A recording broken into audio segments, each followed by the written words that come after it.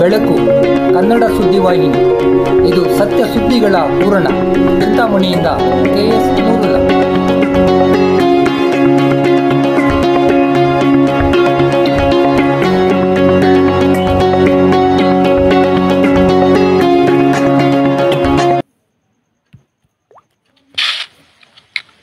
ಯೋಗ, ಧ್ಯಾನ ಹಾಗೂ ಆರೋಗ್ಯದ ಬಗ್ಗೆ ಮಕ್ಕಳ ತಜ್ಞರಾದ ಡಾಕ್ಟರ್ ಪ್ರಕಾಶ್ ರವರಿಂದ ಅರ್ಥಪೂರ್ಣ ಉಪನ್ಯಾಸ.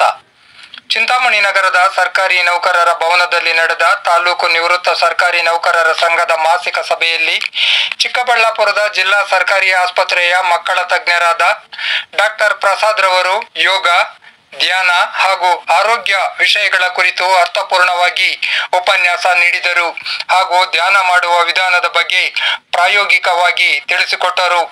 ಅವರ ಉಪನ್ಯಾಸವನ್ನು ಸಭೆಯಲ್ಲಿ ಅಧಿಕ ಸಂಖ್ಯೆಯಲ್ಲಿ ಹಾಜರಿದ್ದ ನಿವೃತ್ತ ನೌಕರ ಬಂಧುಗಳು ತುಂಬಾ ಆಸಕ್ತಿಯಿಂದ ಆಲಿಸಿ ಅರ್ಥೈಸಿಕೊಂಡರು. ಹಿರಿಯ ಚೇತನಗಳಿಗೆ ಅತ್ಯುತ್ತಮವಾದ ರೀತಿಯಲ್ಲಿ ಆರೋಗ್ಯದ ಮಹತ್ವವನ್ನು ತಿಳಿಸಿಕೊಟ್ಟ ಡಾಕ್ಟರ್ ಪ್ರಸಾದ್ ರವರನ್ನು ನಿವೃತ್ತ ನೌಕರರ ಸಂಘದ ವತಿಯಿಂದ ಆತ್ಮೀಯವಾಗಿ ಸನ್ಮಾನಿಸಿ ಗೌರವಿಸಲಾಯಿತು. ತಾಲೂಕು ಸಂಘದ ಅಧ್ಯಕ್ಷರಾದ ನಾರಾಯಣ ಸ್ವಾಮಿಯವರ ಅಧ್ಯಕ್ಷತೆಯಲ್ಲಿ ನಡೆದ ಈ ಸಭೆಯಲ್ಲಿ ರಾಜ್ಯ ಸಂಘದ ಕಾರ್ಯದರ್ಶಿ ಡಾಕ್ಟರ್ H. ಮುನಿಯಪ್ಪ, ಜಿಲ್ಲಾ ಸಂಘದ ಉಪಾಧ್ಯಕ್ಷರುಗಳಾದ N. ಗೋಪಾಲರೆಡ್ಡಿ ಹಾಗೂ KV. ಚೌಡಪ್ಪ ಸೇರಿದಂತೆ ಸಂಘದ ಬಹುತೇಕ ಎಲ್ಲಾ ಪದಾಧಿಕಾರಿಗಳು ಹಾಗೂ ಸದಸ್ಯರು ಉಪಸ್ಥಿತರಿದ್ದರು. ನಾವು ಮೊದಲು ಬೇಕಾಗಿರ್ತಕ್ಕಂಥದ್ದು ಅವಶ್ಯಕತೆ ಏನಪ್ಪಾ ಅಂತಂದ್ರೆ ಆರೋಗ್ಯ. ಸೊ ಆರೋಗ್ಯ ನಮ್ಗೆ ತುಂಬಾನೇ, ಅದು ಹೇಳ್ತಾ ಇರ್ತೀನಿ ಯಾವಾಗಲೂ, ನಾನು ನಮ್ಮ ಮಕ್ಕಳಿಗೂ ಸಹ ಹೇಳ್ತಾ ಇರ್ತೀನಿ, ಎಲ್ಲ ಕಾಯಿಲೆಗಳು ನಾವು ವಯಸ್ಸಾದ್ಮೇಲೆ ಶುರುವಾಗುತ್ತೆ.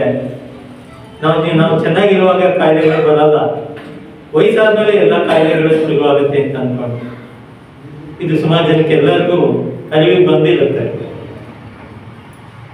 ಸೊ ಈ ವಿಶ್ವ ಆರೋಗ್ಯ ಸಂಸ್ಥೆ ಅಂತಕ್ಕಂಥದ್ದು ಒಂದು ಡೆಫಿನಿಷನ್ ಅನ್ನ ಕೊಟ್ಟಿದೆ. ಆರೋಗ್ಯ ಅಂದ್ರೆ ಏನು ಅಂತಕ್ಕಂಥದ್ದು. ಆರೋಗ್ಯ ಅಂತಂದ್ರೆ ಶಾರೀರಿಕವಾಗಿ, ಮಾನಸಿಕವಾಗಿ, ಸಾಮಾಜಿಕವಾಗಿ ಹಾಗೂ ಆಧ್ಯಾತ್ಮಿಕವಾಗಿ ಎಲ್ಲದರಲ್ಲೂ ಉತ್ತಮವಾಗಿರೋದಕ್ಕೆ ಆರೋಗ್ಯ ಅಂತಕ್ಕಂಥದ್ದನ್ನ ಹೇಳುತ್ತೆ. The health is defined as physical, mental, social and spiritual well-being ಅಂತ ಹೇಳುತ್ತೆ.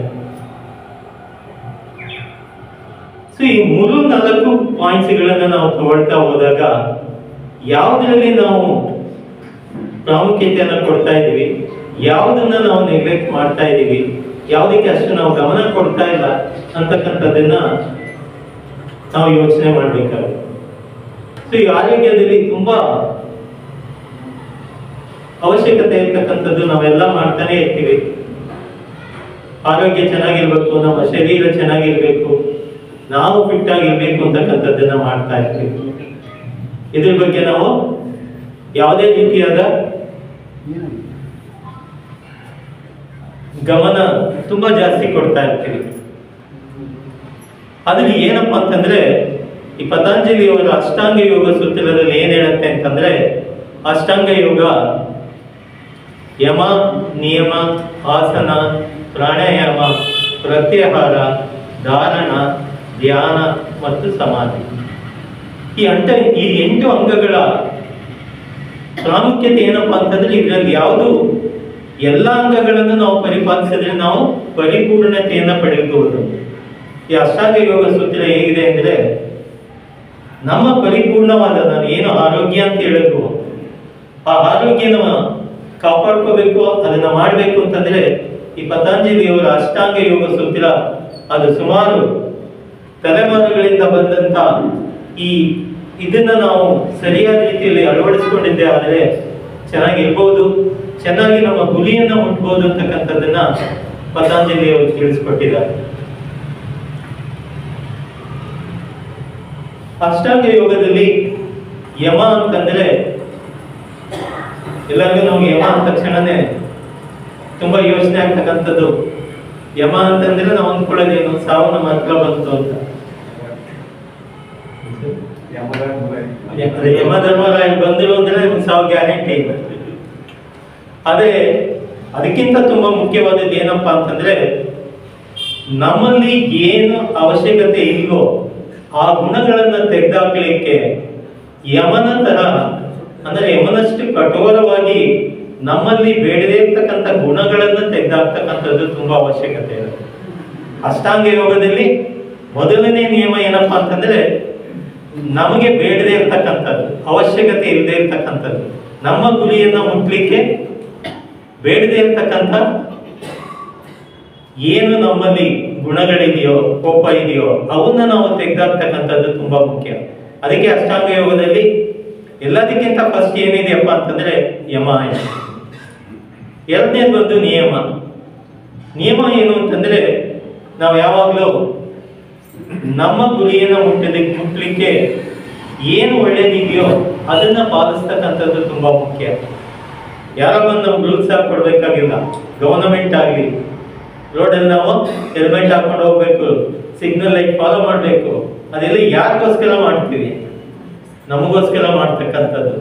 ಪೊಲೀಸ್ಗೋಸ್ಕರ ಅಲ್ಲ, ಗವರ್ನಮೆಂಟ್ಗೋಸ್ಕರ ಅಲ್ಲ, ನಮ್ಮ ಉಳಿವಿಗಾಗಿ, ನಮ್ಮ ಸುರಕ್ಷತೆಗಾಗಿ ನಾವು ಮಾಡ್ಕೋತೀವಿ. ಹಾಗೆ ನಾವು ನಮ್ಮ ಗುರಿಯನ್ನ ಮುಟ್ಬೇಕು ಅಂತಂದ್ರೆ ನಮಗೆ ಆದ ಒಳ್ಳೆ ಅಭ್ಯಾಸಗಳನ್ನ ನಾವೇ ಅನುಸರಿಸ್ಬೇಕು. ಅದು ತುಂಬಾ ಮುಖ್ಯ. ಸೊ ಯಮ ನಿಯಮ ಎರಡರ ಬಗ್ಗೆ ತಿಳ್ಕೊಂಡ್ವಿ. ಮೂರನೇದು ಆಸನಗಳು. ಪತಂಜಲಿಯಿಂದ ಯಾವಾಗಲೂ ಆಸನಗಳನ್ನ ನೋಡಿರ್ತೀರ. ಯೋಗ ಅಂದ್ರೆ ಆಸನಗಳು ಅಂತಾನೆ ಅನ್ಕೊಂಡಿರ್ತೀವಿ. ಆದ್ರೆ ಯೋಗ ಅಂದ್ರೆ ಏನಪ್ಪಾ ಅಂತಂದ್ರೆ ಯೂನಿಯನ್ ಆಫ್ ಟೂ ಅಂತ. ಅಂದ್ರೆ ಭಗವಂತನಲ್ಲಿ ಆತ್ಮ ಲೀನ ಆಗೋದಕ್ಕೇನೆ ಯೋಗ ಅಂತ. ಈ ಯೋಗ ಏನಪ್ಪಾ ಅಂತಂದ್ರೆ, ಅದಕ್ಕೆ ಇನ್ನೊಂದು ಹೇಳ್ತಾರೆ, ನಾವು ಒಂದಾಗ್ಬೇಕು ಅಂತಂದ್ರೆ ನಾವು ಆ ಗುರಿ ಕಡೆಗೆ ಸರಿಯಾದ ರೀತಿಯಲ್ಲಿ ನಾವು ಮುಂದುವರಿಬೇಕು. ಅದಕ್ಕೆ ಏನಿರ್ಬೇಕು? ಭಗವಂತ ನಮಗೆ ಶಾರೀರವನ್ನು ಕೊಟ್ಟಿದ್ದಾರೆ, ನಮ್ಮೊಳಗೆಲ್ಲ ಆತ್ಮ ಇದೆ. ಸೊ ನಮ್ಮ ಗುರಿಯನ್ನ ಮುಟ್ಲಿಕ್ಕೆ ಈ ಶರೀರ ಅಂತಕ್ಕಂಥದ್ದು ತುಂಬಾ ಅವಶ್ಯಕತೆ. ಶರೀರ ಒಂದು ಸರಿ ನಾವು ಡೆತ್ ಅಂತ, ಸಾವು ಅಂತ ಆಗಿದ್ದೇ ಆದರೆ ನಾವು ನಮ್ಮ ಗುರಿಯನ್ನ ಮುಟ್ಲಿಕ್ಕೆ ಕಷ್ಟವಾಗುತ್ತೆ. ಅದಕ್ಕೆ ಈ ಶರೀರ ತುಂಬಾ ಅವಶ್ಯಕತೆ ಇದೆ. ಇದಕ್ಕೆ ಆಸನಗಳು ತುಂಬಾ ಮುಖ್ಯ. ಈ ಆಸನಗಳಿಂದ ತುಂಬಾ ಏನಪ್ಪಾ ನಮ್ಗೆ ಅನುಕೂಲ ಆಗತ್ತೆ ಅಂದ್ರೆ, ನಮ್ಮ ಬಾಡಿಯನ್ನ ಫಿಟ್ ಆಗಿ ಇಟ್ಕೊಳ್ಳಿ. ಅದು ತುಂಬಾ ಅವಶ್ಯಕತೆ ಇರ್ತಕ್ಕಂಥದ್ದು. ಶರೀರ ಇಲ್ಲದೆ ನಾವು ನಮ್ಮ ಗುರಿಯನ್ನು ಮುಟ್ಟೋದು ಕಷ್ಟ. ನೆಕ್ಸ್ಟ್ ಪ್ರಾಣಾಯಾಮ. ಪ್ರಾಣಾಯಾಮ ಬಗ್ಗೆ ಕೂತ್ಕೊಳ್ಳುವಾಗಲೇ ಹೇಳ್ತಾ ಇದ್ರು, ದೀರ್ಘ ಶ್ವಾಸ ತಗೊಳ್ಳಿ, ಮತ್ತೆ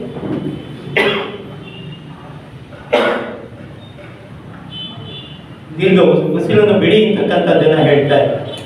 ಸೊ ಇಲ್ಲಿ ನಾವು ಮಾಡ್ಬೇಕಾದದ್ದು ಏನಪ್ಪಾ, ಈ ಪ್ರಾಣಾಯಾಮದಿಂದ ನಮಗೆ ಸಿಗ್ತಕ್ಕಂಥದ್ದು ಅಂದ್ರೆ, ನಮ್ಮಲ್ಲಿ ಇರ್ತಕ್ಕಂಥ ಎಲ್ಲ ಕೆಟ್ಟದ್ದು, ಇದು ತುಂಬಾ ಸತಿ ನಾವು ಹಾಸ್ಪಿಟಲ್ಗಳಲ್ಲಿ ಕೋವಿಡ್ ಟೈಮಲ್ಲಿ ಎಲ್ಲ ಮಾಡಿಸಿದ್ವಿ.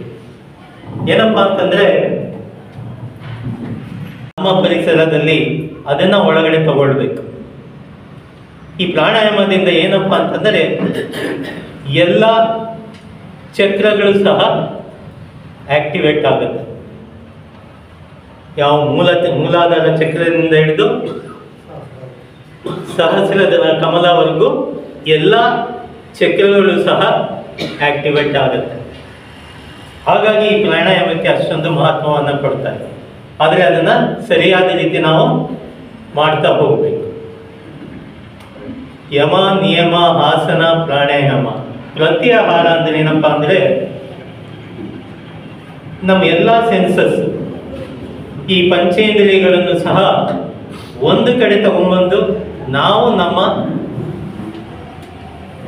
ಗುರಿಯನ್ನು ಮುಟ್ಟಲಿಕ್ಕೆ ಈ ಪಂಚೇಂದ್ರಿಯಗಳನ್ನ ಸರಿಯಾದ ರೀತಿಯಲ್ಲಿ ಸದುಪಯೋಗ ಪಡಿಸ್ಕೊಳ್ಬೇಕು. ಅದನ್ನು ತುಂಬಾ ಮುಖ್ಯ. ಸೊ ಎಲ್ಲದನ್ನು ನಾವು ಒಂದೇ ಕಡೆಗೆ ಕಾನ್ಸಂಟ್ರೇಟ್ ಅಂತ ಹೇಳ್ತೀವಿ, ಪ್ರತ್ಯಾಹಾರ. ಸೊ ಒಂದೇ ಕಡೆ ನಮ್ಮ ಗುರಿ, ಭಗವಂತ ನಮ್ಮ ಹೃದಯದಲ್ಲಿ ಇದ್ದಾನೆ ಅಂತಕ್ಕಂಥದ್ದನ್ನ ನಮ್ಮ ಗುರಿ ಕಡೆಗೆ ಆ ಪಂಚೇಂದ್ರಿಯಗಳನ್ನ ಒಳಗೆ ನಾವು ತಂದ್ಕೊಳ್ಬೇಕು.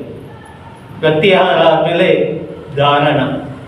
ಧಾರಣ ಏನಪ್ಪಾ ಅಂತಂದ್ರೆ, ಒಂದೇ ಸಮ ನಮಗೆ ಆ ಭಗವಂತನಿಂದ ಬರ್ತಕ್ಕಂಥ ಆ ಶಕ್ತಿಯನ್ನು ಒಂದೇ ಸಮಗೆ ನಮಗೆ ಬರ್ತಾ ಇರಬೇಕು. ಏನಪ್ಪ ಇದು ಅಂತಂದರೆ, ಒಂದು ದೀಪ ಹಚ್ಚಿಟ್ಟಿರ್ತೀವಿ, ದೀಪ ಉರಿಬೇಕು ಚೆನ್ನಾಗಿ ಅಂತಂದರೆ ಅದರಲ್ಲಿ ಎಣ್ಣೆ ಇರಬೇಕು. ಎಣ್ಣೆ ಕಂಟಿನ್ಯೂಸ್ ಹೋದರೆ ಮಾತ್ರ ದೀಪ ಉರಿತಾ ಇರುತ್ತೆ, ಇಲ್ಲದ್ರೆ ಅದು ಹಾಳಾಗೋಗುತ್ತೆ. ಹಾಗೆ ನಾವು ಆ ದೈವಿ ಶಕ್ತಿ ನಮ್ಗೆ ಯಾವಾಗಲೂ ಹರಿತಾ ಇರಬೇಕು, ಅದು ಧಾರಣ. ಇದೆಲ್ಲದಕ್ಕಿಂತ ತುಂಬ ಮುಖ್ಯವಾದದ್ದು, ಇದೆಲ್ಲದನ್ನ ಪಡ್ಕೊಳ್ಳೋದಿಕ್ಕೆ ಅವಶ್ಯಕತೆ ಇರ್ತಕ್ಕಂಥದ್ದು ಏನಪ್ಪ ಅಂತಂದರೆ ಧ್ಯಾನ. ಸೊ ಈ ಧ್ಯಾನ ಏನಪ್ಪ ಅಂತಂದರೆ, ನಾವು ಈಗಾಗಲೇ ಎಲ್ಲರೂ ಮಾಡ್ತಿರ್ತೀವಿ. ಏನು ಅಂದರೆ, ನಾವು ಏನೇ ಕೆಲಸ ಮಾಡ್ತಾ ಇದ್ರೂ ಧ್ಯಾನ ಅಂದರೆ ನಿರಂತರವಾಗಿ ಒಂದರ ಬಗ್ಗೆನೇ ಚಿಂತನೆ ಮಾಡೋದಕ್ಕೆ ಧ್ಯಾನ ಅಂತಾರೆ. ಅಂದರೆ ಈಗಾಗಲೇ ನಾವು ಎಲ್ಲರೂ ಚಿಂತನೆ ಮಾಡ್ತಾ ಇರ್ತೀವಿ. ಸುಮಾರು ಜನ ಸ್ಕೂಲ್ಗಳಲ್ಲಿ ಇವಾಗ ತುಂಬ ಕಷ್ಟವಾಗಿರ್ತಕ್ಕಂಥದ್ದು ಏನಪ್ಪ ಅಂತಂದರೆ ಮೊಬೈಲ್. ನಮ್ಮ ಕಾಲದಲ್ಲೆಲ್ಲ ನಿಮ್ಗೆಲ್ಲರಿಗೂ ಗೊತ್ತಿರುತ್ತೆ, ಏನಪ್ಪ ನಮಗೆ ತುಂಬ ತೊಂದರೆ ಕೊಡ್ತಾ ಇದ್ದದ್ದು ಅಂದರೆ, ಒಂದು ಆಟ ಆಡ್ತಾ ಇದ್ವಿ, ಇನ್ನೊಂದು ಇಲ್ಲ ಅಂದರೆ ಸುಳ್ಳು ಹೇಳಿ ಪಿಕ್ಚರ್ಗೆ ಹೋಗ್ತಾ ಇದ್ವಿ. ಈಗ ಆಗಿಲ್ಲ, ಎಲ್ಲ ಅವ್ರ ಕೈಯಲ್ಲೇ ಇರುತ್ತೆ. ಏನು ಅವ್ರ ಗಮನವನ್ನು ಪೂರ್ತಿ ಓದಿನಿಂದ ಬೇರೆ ಕಡೆಗೆ ತಗೊಂಡೋಗ್ಬೇಕು ಅಂತಂದರೆ ಅವ್ರೇನು ಕಷ್ಟಪಡಬೇಕೇ ಆಗಿದ್ದೇ ಇಲ್ಲ, ಎಲ್ಲರ ಕೈಯಲ್ಲೇ ಇದೆ. 5 ನಿಮಿಷ ಸಿಕ್ಕಿದ್ರು ಮೊಬೈಲಲ್ಲಿ ನೋಡ್ತಾ ಇರ್ತಾರೆ. ವಾಟ್ಸಪ್ ಇರ್ಬೋದು, ಚಾಟ್ಸ್ ಇರ್ಬೋದು, ಫೇಸ್ಬುಕ್ ಇರ್ಬೋದು, ಎಷ್ಟೊಂದು. ನಾವು ಸಹ ಹಾಗೆ ಆಗ್ಬಿಟ್ಟಿರ್ತೀವಿ. ಅದರಲ್ಲೂ ನಾವು ರಿಟೈರ್ಡ್ ಆದ್ವಿ, ಟೈಮ್ ನಮಗೆ ಭಾಳ ಇದೆ, ಏನೋ ನೋಡೋಣ ಯೂಟ್ಯೂಬಲ್ಲಿ, ಬರೀ ಮೊಬೈಲಲ್ಲೇ ಇರ್ತೀವಿ. ಈ ಮೊಬೈಲ್ ಅಂತಕ್ಕಂಥದ್ದು ಹೇಗೆ ನಮ್ಮ ಮನಸ್ಸನ್ನು ಹೇಗೆ ನಾವು ಒಳ್ಳೆಯದಕ್ಕೂ ಉಪಯೋಗಿಸ್ಬೋದು, ಹಾಗೆ ಕೆಟ್ಟದಕ್ಕೂ ಉಪಯೋಗಿಸ್ಬೋದು, ಹಾಗೆ ಈ ಮೊಬೈಲು ಸಹ ಇವಾಗಿನ ಪರಿಸ್ಥಿತಿಯಲ್ಲಿ ತುಂಬ ನಮ್ಮ ವ್ಯತಿರಿಕ್ತವಾಗಿದೆ. ಮಕ್ಕಳಿಗೂ ಸಹ, ಈವನ್ ನಮ್ಗಳಿಗೂ ಸಹ ಈ ಮೊಬೈಲ್ ನಾವು ಸರಿಯಾಗಿ ಉಪಯೋಗಿಸ್ಕೊಳ್ಳದಿದ್ದರೆ ವ್ಯತಿರಿಕ್ತವಾದ ಪರಿಣಾಮವನ್ನು ನಮ್ಮ ಮೇಲೆ ಬೀರುತ್ತೆ. ಸೊ ಧ್ಯಾನ 7ನೇ ಅಂಗ ಆದ್ರೂ ಇದೆಲ್ಲದನ್ನು ನಾವು ಧ್ಯಾನದಿಂದ ಶುರು ಮಾಡಿದ್ದೇ ಆದರೆ ಇದಿಷ್ಟನ್ನು ನಾವು ಪಾಲಿಸ್ಲಿಕ್ಕೆ ಸಾಧ್ಯ. ಧ್ಯಾನದಿಂದ ನೆಕ್ಸ್ಟ್ ಏನಪ್ಪ ಅಂತಂದರೆ ಸಮಾಧಿ. ಸಮಾಧಿ ಅಂದರೆ ಏನು, ನಾವೆಲ್ಲ ಧ್ಯಾನ ಮಾಡಿದ್ರೆ ಸಾಯ್ತೀವಿ ಅಂತಕ್ಕಂಥದ್ದಲ್ಲ. ಸಮ ಅಂದರೆ ಬ್ಯಾಲೆನ್ಸ್ ಅಂತ. ಆದಿ ಅಂದರೆ ನಾವು ಹುಟ್ಲಿಕ್ಕಿಂತ ಮುಂಚೆ, ಎಲ್ಲದಕ್ಕಿಂತ ಈ ಎಲ್ಲ ಕ್ರಿಯೇಷನ್ಗಿಂತ ಮುಂಚೆ ಇರ್ತಕ್ಕಂಥ ಸ್ಥಿತಿಗೆ ಆದಿ ಸ್ಥಿತಿ ಇರ್ತಕ್ಕಂಥದ್ದನ್ನು ಹೇಳ್ತಾರೆ. ಸಮ ಆದಿ ಅಂತಂದರೆ ನಾವೆಲ್ಲರೂ ಹುಟ್ಟೋದಕ್ಕಿಂತ ಮುಂಚೆ ಇದ್ದಂಥ ಆ ಸಮತೋಲನವಾದ ಬ್ಯಾಲೆನ್ಸ್ಡ್ ಸ್ಟೇಟ್, ಆ ಸ್ಥಿತಿಗೆ ನಾವು ಹೋಗ್ತೀವಿ ಅಂತಕ್ಕಂಥದ್ದನ್ನು ಧ್ಯಾನದ ಮೂಲಕ ನಾವು ಹೋಗ್ಬೋದು ಅಂತಕ್ಕಂಥದ್ದನ್ನು ಈ ಅಷ್ಟಾಂಗ ಯೋಗದಲ್ಲಿ ಹೇಳ್ತಾರೆ. ಸೊ ಈ ಅಷ್ಟಾಂಗದಲ್ಲಿ ಇದಿಷ್ಟು ಮಾಡಿದ್ರೆ ಏನಪ್ಪ ಆಗುತ್ತೆ ಅಂತಂದರೆ, ಆಗಲೇ ನಾನು ಏನು ಹೇಳಿದೆ ಅಂದರೆ ಶಾರೀರಿಕವಾಗಿ ಹಾಗೂ ಮಾನಸಿಕವಾಗಿ ತುಂಬ ಕಷ್ಟ. ಶಾರೀರಿಕ ಕಾಯಿಲೆಗಳಿಗಿಂತನೂ ತುಂಬ ವ್ಯತಿರಿಕ್ತವಾಗಿ ತುಂಬ ಗಾಢವಾಗಿರ್ತಕ್ಕಂಥದ್ದು ಏನಪ್ಪ ಅಂತಂದರೆ ಮನಸ್ಸಿನ ಕಾಯಿಲೆಗಳು. ಖಿನ್ನತೆ ಇರ್ಬೋದು. ಈಗಲೂ ನಮ್ಮಲ್ಲಿ ಸುಮಾರು ಜನ ಇರ್ತೀವಿ, ಮಕ್ಕಳನ್ನೆಲ್ಲ ಚೆನ್ನಾಗಿ ಓದಿಸ್ತೀವಿ, ಅವರೆಲ್ಲ ಚೆನ್ನಾಗಿ ಬದುಕಲಿ ಅಂತ ನಾವು ಎಲ್ಲವನ್ನೂ ಮಾಡ್ತೀವಿ. ಕೊನೆಗೆ ಅವರು ಎಲ್ಲೋ ಕೆಲಸ ಮಾಡ್ತಾರೆ, ಕೊನೆ ಮನೇಲಿ ನಾವು ಇಬ್ಬರೇ ಇರ್ತೀವಿ ಅಥವಾ ಒಬ್ಬರು ಇರ್ತೀವಿ. ಅವಾಗ ನಮ್ಮಲ್ಲಿ ಕಾಡಕ್ಕೆ ಶುರುವಾಗುತ್ತೆ, ಅಯ್ಯೋ ನಾವು ಒಬ್ಬನೇ ಇದ್ದೀನಲ್ಲಪ್ಪ. ಸುಮಾರು ಕಾಯಿಲೆಗಳು, ಮನಸ್ಸಿಗೆ ಬರ್ತಕ್ಕಂಥ ಕಾಯಿಲೆಗಳು ತುಂಬ ಅವಶ್ಯಕತೆ ಇಲ್ಲದೇ ಇದ್ರೂ ಸಹ ನಮ್ಮನ್ನು ಕಾಡಕ್ಕೆ ಶುರುವಾಗುತ್ತೆ. ಏನೇನಪ್ಪ ಅಂತಂದರೆ ಖಿನ್ನತೆ, ಡಿಪ್ರೆಷನ್ ಇರುತ್ತೆ, ಸಿಜೋಫ್ರೀನಿಯಾ, ಆಂಗ್ಸೈಟಿ, ಭಯ, ಇವು ನಮ್ಮಲ್ಲಿ ಕಾಡ್ತಾ ಇರುತ್ತೆ. ಇದು ಮಾನಸಿಕ ಕಾಯಿಲೆಗಳು. ಸೊ ಇದರಿಂದ ಹೊರಗೆ ಬರಬೇಕು ಅಂದರೆ ಏನಪ್ಪ ಅಂತಂದರೆ ಎಲ್ಲದಕ್ಕಿಂತ ತುಂಬ ಮುಖ್ಯವಾದದ್ದು ಧ್ಯಾನ ಅಂತ. ಧ್ಯಾನದಲ್ಲಿ ಏನಪ್ಪ ಸಿಗುತ್ತೆ ಅಂತಂದರೆ, ನಾವು ಯಾವಾಗಲೂ ಏನಾದರೂ ಕೆಲಸ ಮಾಡಬೇಕು ಅಂತಂದರೆ ಅಡ್ರಿನಾಲಿನ್ ಹಾರ್ಮೋನ್ ಅಂತಕ್ಕಂಥದ್ದು ಕೆಲಸ ಮಾಡ್ತಾ ಇರುತ್ತೆ. ನಾವೇನೇ ಆ್ಯಕ್ಷನ್, ಓಡಬೇಕು, ಎಕ್ಸಸೈಸ್ ಮಾಡಬೇಕು, ಯಾರಾದ್ರೂ ನಾವು ಕೂಗಾಡಬೇಕು, ಫೈಟ್ ಮಾಡಬೇಕು ಅಂತಂದರೆ ಅಡ್ರಿನಾಲಿನ್ ಹಾರ್ಮೋನ್ ತುಂಬ ಕೆಲಸ ಮಾಡ್ತಾ ಇದೆ. ಅದು ಯಾವಾಗಲೂ ನಮ್ಮನ್ನ ಉದ್ವೇಗ ಜಾಸ್ತಿ, ಕಣ್ಣೆಲ್ಲ ಕೆಂಪಾಗುತ್ತೆ, ಬೆವರು ಬರುತ್ತೆ, ಸಿಟ್ಟು ಬರುತ್ತೆ, ಇದೆಲ್ಲ ಅಡ್ರಿನಲಿನಿಂದ. ಇದಕ್ಕೆ ವ್ಯತಿರಿಕ್ತವಾಗಿ ಧ್ಯಾನದಿಂದ ಏನಪ್ಪ ಸಿಗುತ್ತೆ ಅಂದರೆ ಅದು ಅಡ್ರಿನಲಿನ್ ಸಿಂಪಥೆಟಿಕ್ ಆಕ್ಟಿವಿಟಿ, ಧ್ಯಾನದಿಂದ ಪ್ಯಾರಾಸಿಂಪಥೆಟಿಕ್ ಆಕ್ಟಿವಿಟಿ ಸಿಗುತ್ತೆ. ಪ್ಯಾರಾಸಿಂಪಥೆಟಿಕ್ ಆಕ್ಟಿವಿಟಿ ಆದಾಗ ಧ್ಯಾನದಿಂದ ನಮ್ಗೆ ಏನು ಸಿಗುತ್ತೆ ಅಂದರೆ ಡೋಸ್ ಅಂತ ಹಾರ್ಮೋನ್ಗಳು, 4 ಹಾರ್ಮೋನ್ಗಳು, ಡೋಪಮಿನ್ ಅಂತ, ಆಕ್ಸಿಟೋಸಿನ್ ಅಂತ, ಸೆರೋಟೋನಿನ್ ಅಂತ, ಎಂಡಾರ್ಫಿನ್ ಅಂತ. ಈ ಎಲ್ಲ ಹಾರ್ಮೋನ್ಗಳು ಏನು ಮಾಡುತ್ತಪ್ಪ ಅಂತಂದರೆ ನಮ್ಮ ಹ್ಯಾಪಿ ಹಾರ್ಮೋನ್ಸ್ ಅಂತ ಹೇಳ್ತೀವಿ. ಸಂತೋಷವಾಗಿರೋದು, ಹ್ಯಾಪಿಯಾಗಿರೋದಕ್ಕೆ ಸಹಾಯ ಮಾಡುತ್ತೆ. ನಾವು ಯಾವಾಗ ಹ್ಯಾಪಿಯಾಗಿರ್ತೀವೋ ಅವಾಗ ನಮ್ಮ ಆರೋಗ್ಯ ಚೆನ್ನಾಗಿರುತ್ತೆ. ಸೊ ಇದೆಲ್ಲ ಎಲ್ಲಿಂದ ತಗೊಳ್ಬೋದು ಅಂದರೆ ಮತ್ತೆ ಇದೆಲ್ಲ ಧ್ಯಾನದಿಂದ ಈ ಪ್ಯಾರಾಸಿಂಪಥೆಟಿಕ್ ಆಕ್ಟಿವಿಟಿ ಚೆನ್ನಾಗಿ ಆಗೋದ್ರಿಂದ ಇದು ಉತ್ತಮವಾಗುತ್ತೆ. ಹಾಗೆ ಸೋಷಿಯಲ್ ಅಂತಂದರೆ ಇವಾಗ ನಾವೆಲ್ಲ ಮನೆಯಲ್ಲಿ ಒಬ್ಬೊಬ್ಬರೇ ಕೂತ್ಕೊಂಡು ಟೈಮ್ ಕಳೆಯೋದು ಕಷ್ಟ, ಏನೋ ಮೊಬೈಲ್ ನೋಡ್ತೀವಿ, ಎಲ್ಲ ಮಾಡ್ತಿರ್ತೀವಿ.